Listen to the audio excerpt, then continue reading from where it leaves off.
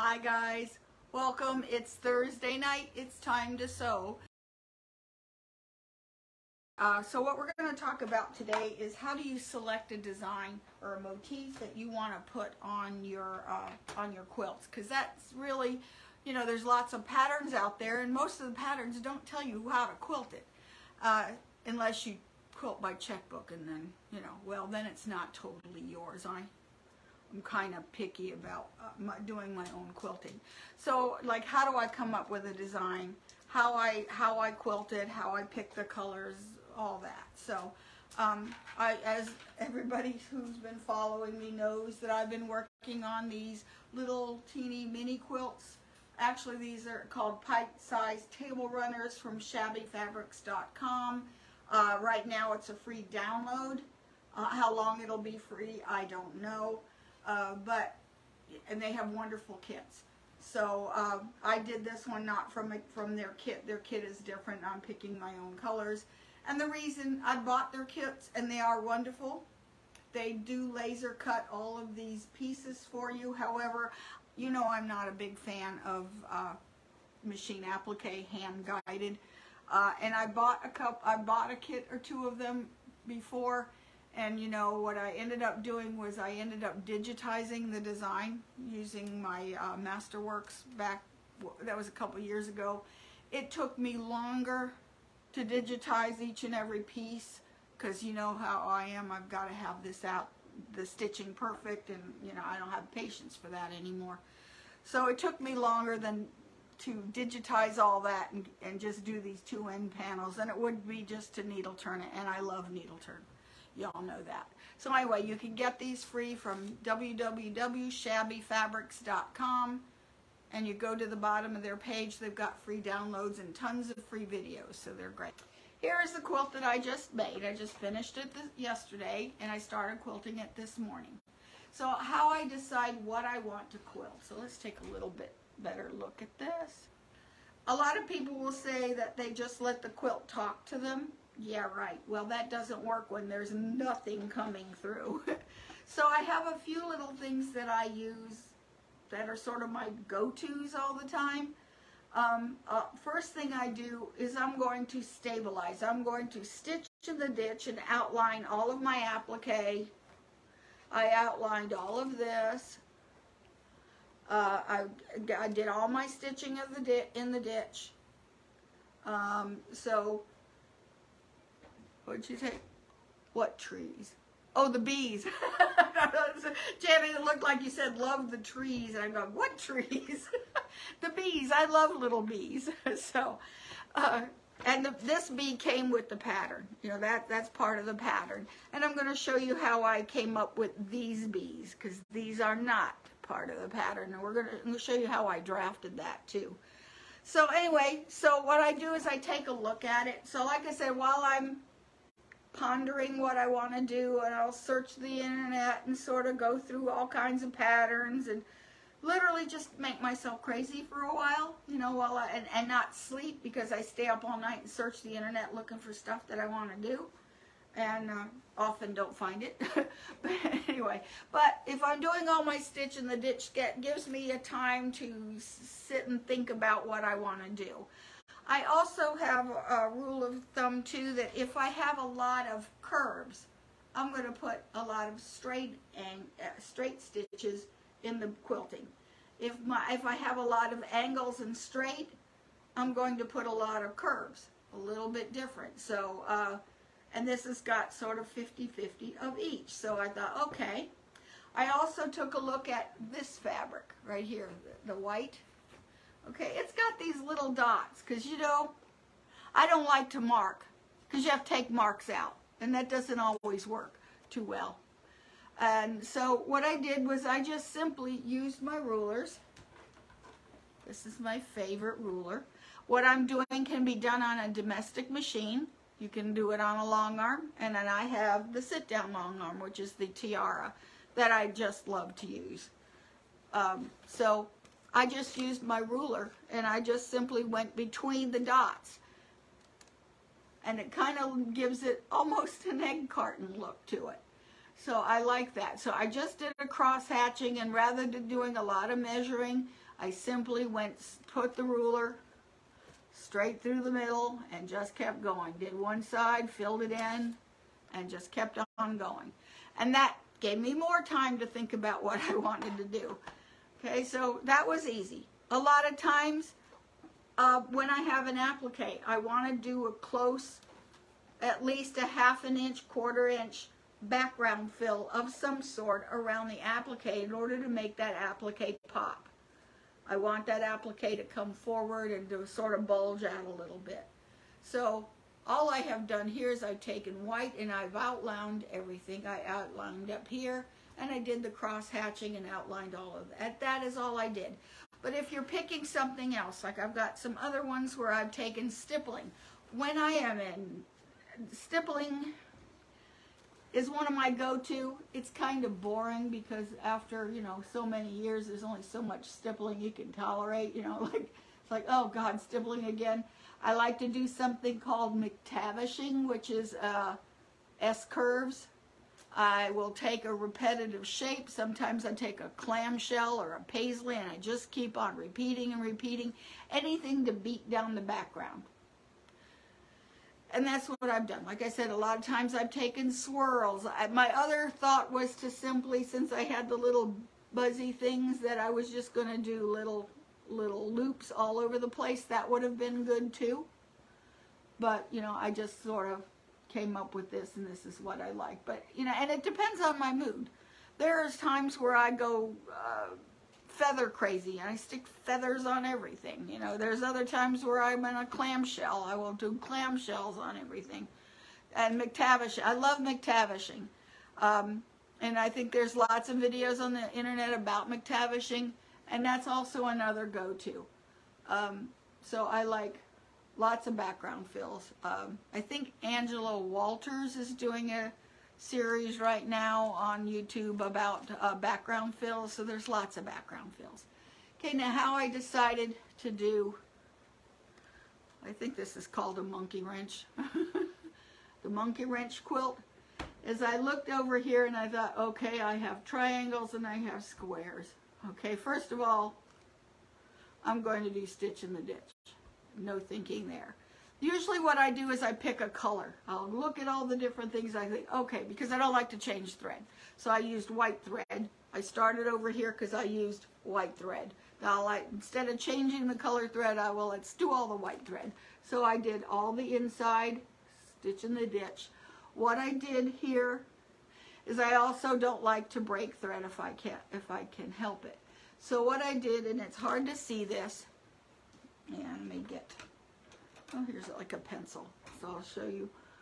What this is doing on the corners is I take into consideration my 1/4 inch here. So what I have done is I've come up, made an arc, made a loop into the corner, arc to the other side. Then I came over here and I just arc to the center, arc to this corner, and then back to that corner motif. Arc, a loop, another arc, and then until I got all the way around. Okay, and I did all the white because, like, okay, once I have a decision going, let's keep rolling. Okay, so then I went to all the other ones. Then I have the triangles and the bars, which is part of this. And again, I like to do arcs. So here I just did the arcs here and the arc here. What I used to help me get these arcs consistent was this curve. Like I said, this is one of my go-to rulers. I use this all the time. I've seen several of them. I think Handy Quilter made this one, but there's all different ones. And here comes Lily to help us. Okay. So what I did was I put this about 1/4 inch and I used this to go around the curve. Actually, I did these two.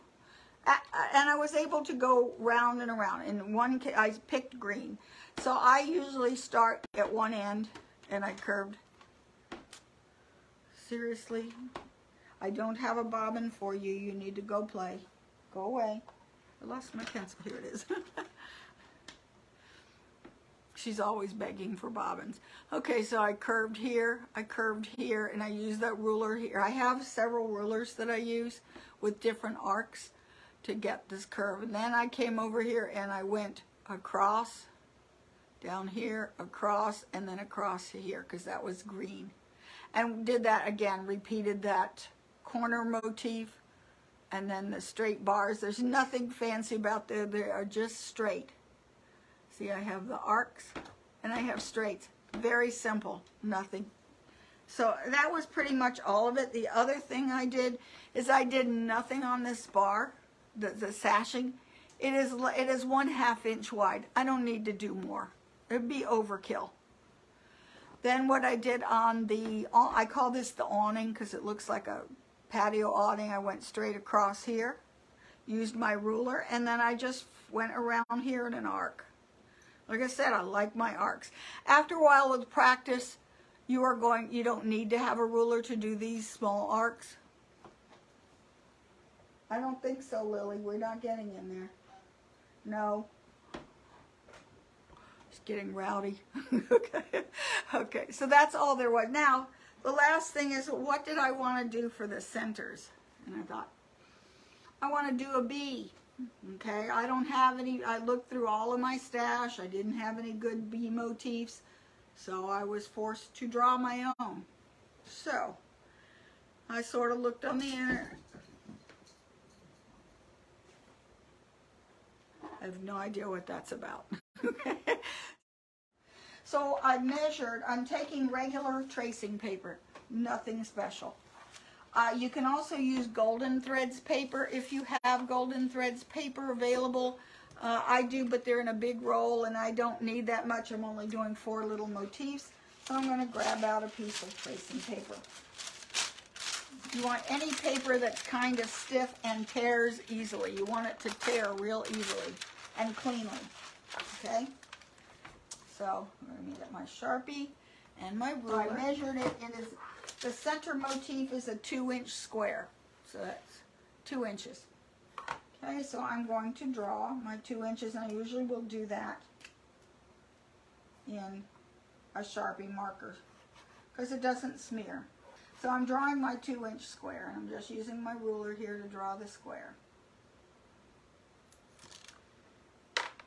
And what I did is I took the original bee pattern, sort of. And that gives me my square. And here's the original bee pattern right here, and it's just an oval with 2 wings and 2 antennae. Well, I can do that, but I want things nice and straight, so I am going to use the light to match up and give a crease for my diagonals. Okay. And then I switch to pencil because, you know, I'm still thinking about what I want to do. And then I'm going to use, these are Perfect Ovals by Karen K. Buckley.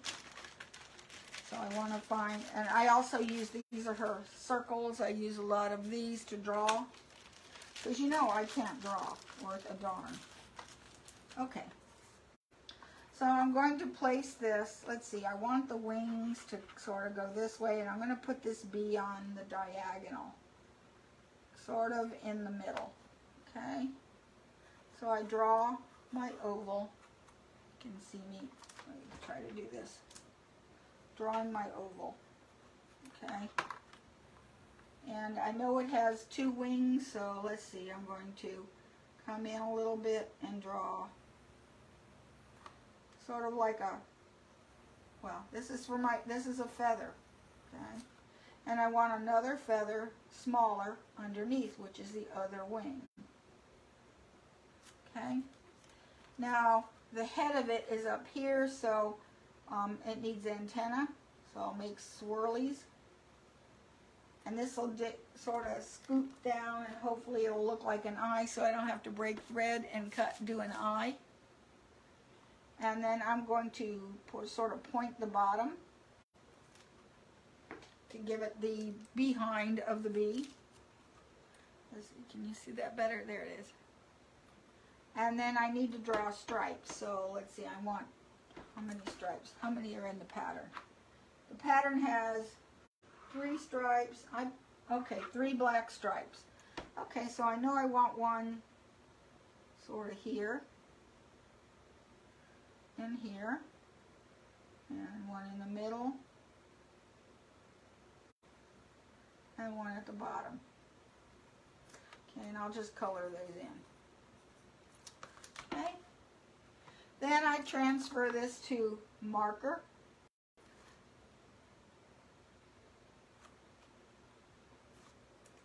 If you want it to be symmetrical, you really only have to draw.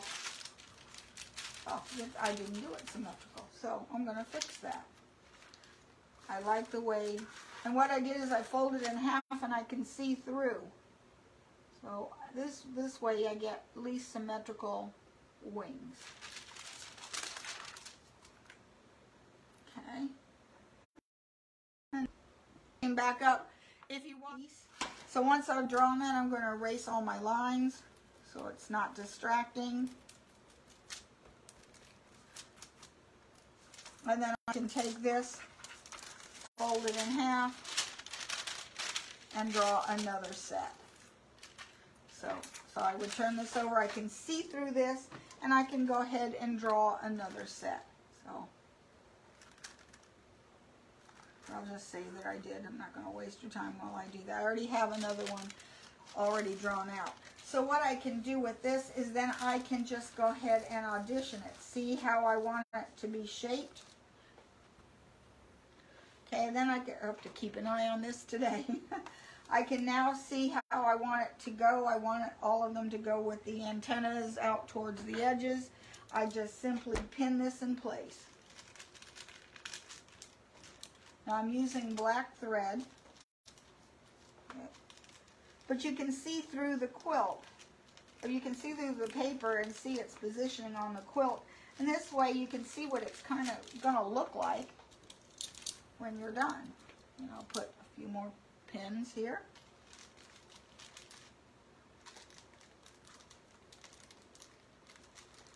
Okay, now we're ready to stitch. Okay, so I'm simply, what I like, now I'm using this really horrible black thread. I do expect it to break because it broke constantly. And I think it's just this, this quality of this thread is just so bad. And so I have to finish it in the seam stuff. So anyway, I'm going to go needle down. And I'm going to decide to start at the wing. Pull my threads up. Hold on to them. And I'm just going to go around. I tested the machine first, and hopefully it's still going. Always make sure your tensions are good. Okay, I'm going around the wing.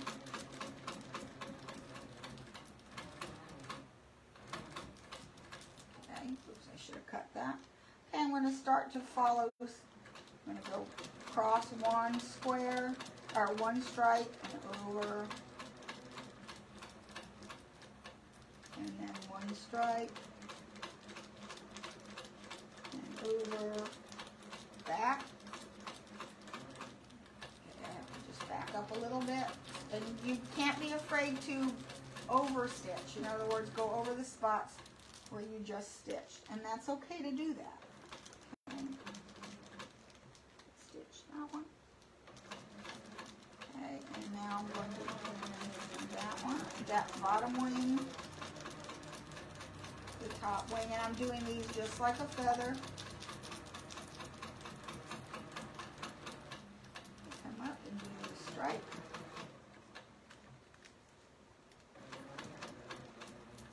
Back. And there went the thread. And this has been going on. I'm not moving my needle at all, so hopefully I don't have a big mess on the back. It just snaps because this is old thread. Remember this? This is from the Evolve. It works very well on this machine. There. And up. And I'm doing the antenna, a little curly Q, and back tacking it back in place. The other side of the little head.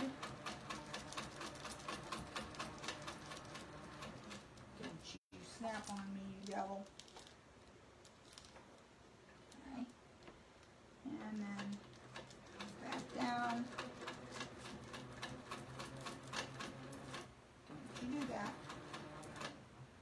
It's skipping on me. Okay, and I'm done. I'll pull my thread, pull it up, and I have finished it. Now this stuff is the tracing paper, in fact, was easier to remove than the golden thread, to be honest with you. It worked really well. So now I take out the pins and remove the paper, and I'm going to scratch away this paper. And there really isn't much of a cleanup. Okay, and I could leave it like that, but I thought it was kind of boring. And here's this other side. That's a little on the boring, and I'm just scratching it. It comes right up, which is even easier than using the golden threads.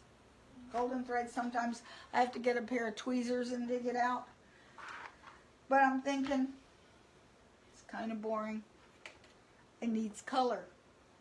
Okay, so as for quilting, I missed one. It's actually pretty good, and I had decent tensions. Okay, so now I need to do something about this color. Okay, so what I'm going to do is I'm going to try using my ink tints. Remember these pens that we tried several months ago, the ink tints? And I'm also going to use some Fabrico markers, and I like this one. Where'd the black one go? So anyway, I'm going to take first yellow. Actually, I like the Fabricos, to be honest with you. When I tried them, I liked it. So I tried using the ink tints, and I'll show you, I wasn't as pleased with it, and I'll show you why it doesn't look wonderful. Because the colors bled. It ran through outside of the stitching, and it was hard to control. So what I'm still going to use them, but for a different reason. So I'm going to use this black, and I am going to, I like the other side better. So my black stripes, I'm just going to color in, because I get a nice dark.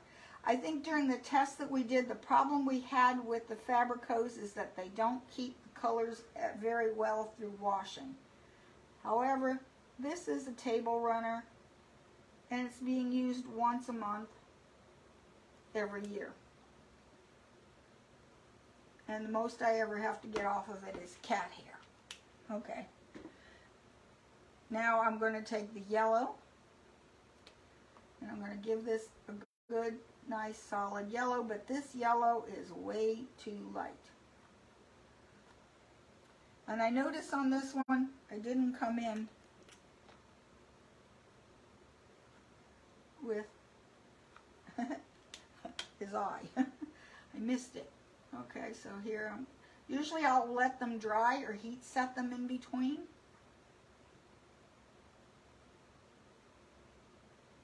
Okay, and then I'm going to take the orange ink tints. And I'm just going to give it a little shading because I want to give this a little change of color. Not much. And notice I'm putting almost nothing down. Then I'm going to take, you need a paper towel. Here's one. Okay, I need this paper towel. I have a little brush, and I'm going to wipe it in the paper towel because I don't want it putting a lot of water down because it's going to bleed. And notice, let's see if we can show this up close.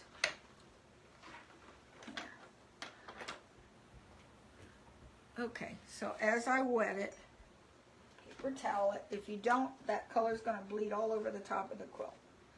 And then while it is damp, you're just going to scrub it in. So it helps to use a fairly firm bristled brush.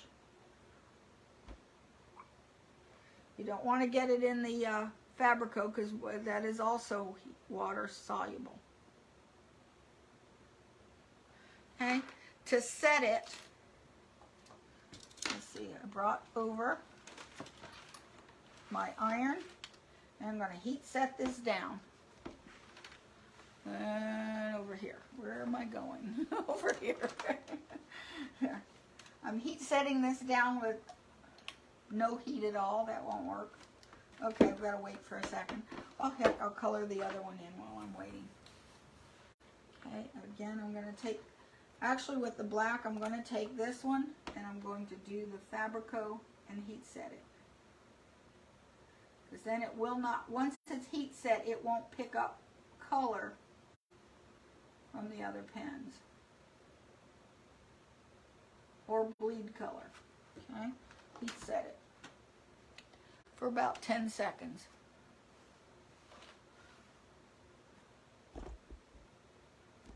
Come over here. There. That's a good, about 10 seconds. Then I can take the yellow and color it in. A little piece of paper.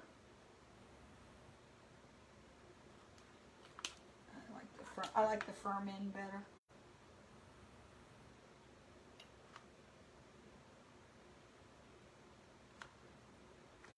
And set it.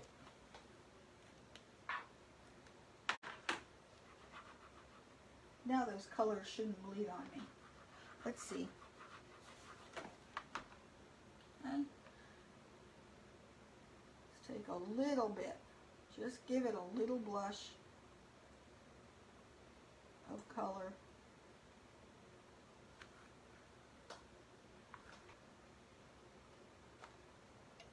That was dangerous. I hit it with the, I didn't wipe off my brush. And see, now it's bleeding right outside. So when you dip it, you've got to get that paper towel. And, or my pants leg works too. And see, that color starts to blend in with water. So, then when you've got it all like you like it, see this last one that I did? Notice how the color intensified after I let it sit for a little bit. They both looked kind of, this one looked, here, we'll put this iron out of the way. When it started, it looked like this. It's getting darker as it sits and dries. And then here's the other one. This one, they both look the same when they started, but with time, the colors do intensify. So, like, a lot of times just don't be too anxious to get all the color in. Maybe that could use a little more on the edges. There. And then this is done. So this was fun, it was easy, and it's a good way to take just an ordinary quilting design. And I know we've got tons of quilting designs that you can use, even ones that are in your machine. You can take and do a whole cloth quilt on your embroidery machine. That might be something I might try. And then color it in to get an explosion of color and a lot of depth to your quilts, and it still be a whole cloth quilt. So all of you guys, it's time to get those entries in for county fairs. I know they're all starting soon. So that would be a quick way to get something in. So anyway, okay.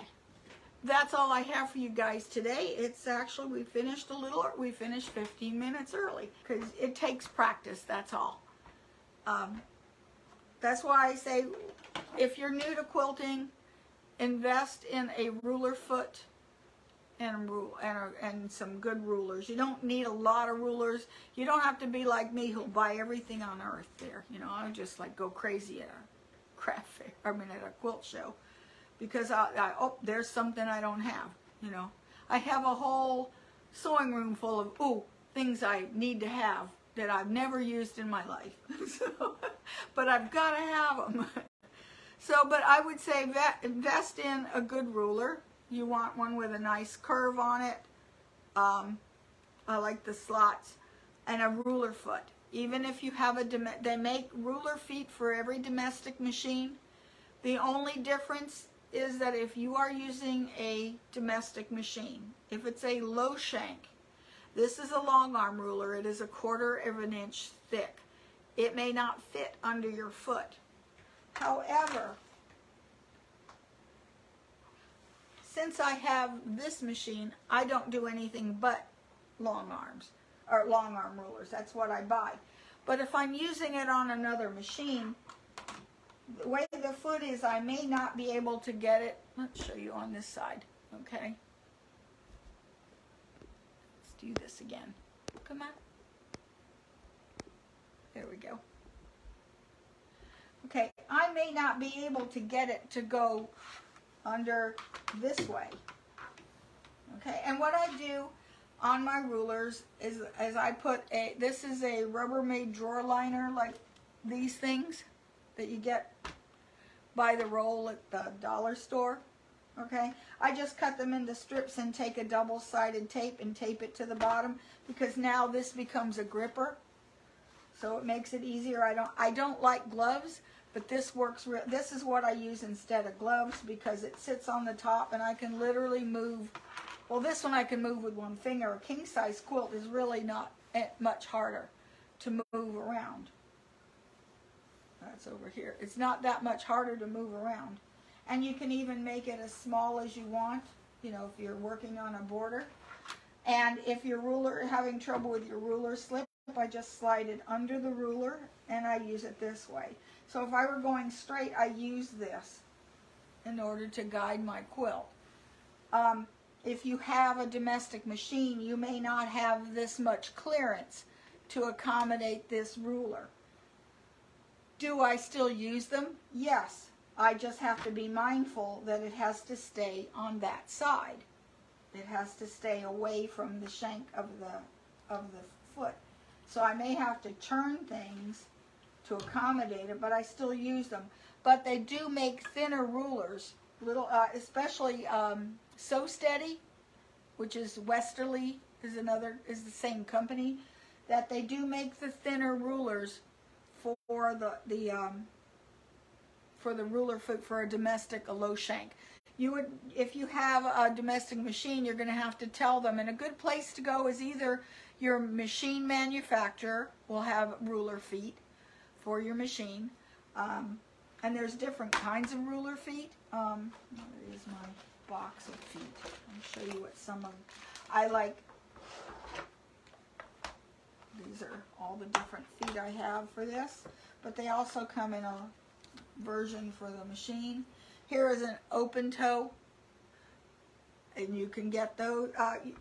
Manufacturers will make those. If you get them third party, they're all going to be like this. This is a ruler foot. Well, this one's got a slot too. I like this one. I haven't really tried it, because the problem that I have with this one is if I'm, where'd it go? The problem I have with, where's the camera? I guess it's somewhere around. I don't know where the camera is. But anyway, because of this one, it's got that flat side on it that's so big. Let's see. Yeah, see how big that is? That tends to give me that's a different distance on this side of the ruler than that side of the ruler. So they're different. Where this one is rounded and it's the same on all sides. It doesn't give you a flat spot. So this one is for the long arm. But see how big it is? The thinner ones, or for the domestic machines, they may be a little bit thinner than this. And so, like I said, check with your manufacturer of your machine to see which one. They make this kind that's supposed to go over really thick applique or embroideries. I don't use this one. I don't even know how I got that in. There we go. These also are other ones I don't use, which are for echoing, and they're wider. But these are all nice. I had to get this set because, I just needed it.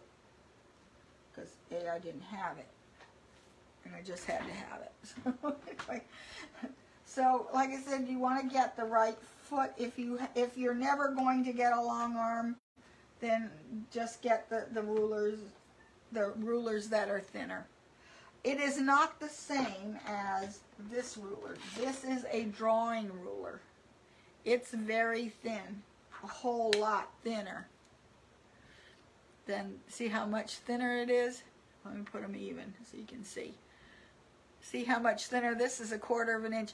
This is too thin for any of the long arms or any of the ruler feet. This is way too thin. This is only about 1/8 of an inch wide. It's for drawing and for cutting with a rotary cutter. It is not a good one to use with a long arm. Don't try. What will happen, I can show you here, is most ruler feet are hopping foot, and what will happen is this will hop up and gets underneath, and you've just now, you're going to hit that needle to that plastic. It's going to break your ruler, and some of these rulers are expensive, but more importantly, it can really mess up your machine. And getting the proper ruler is a whole lot cheaper than having a repair to your machine, especially if it throws it out of timing, and I can guarantee you it will. So this is not something you want to do. So that being said, that's all I've got for you guys today. So if you have any comments or questions, make a comment below the video or send me an email at waltzquilt@yahoo.com. That's WALTZ, like the dance, QUILT @yahoo.com. See you guys later. See you guys next week. Bye. Happy quilting, happy sewing.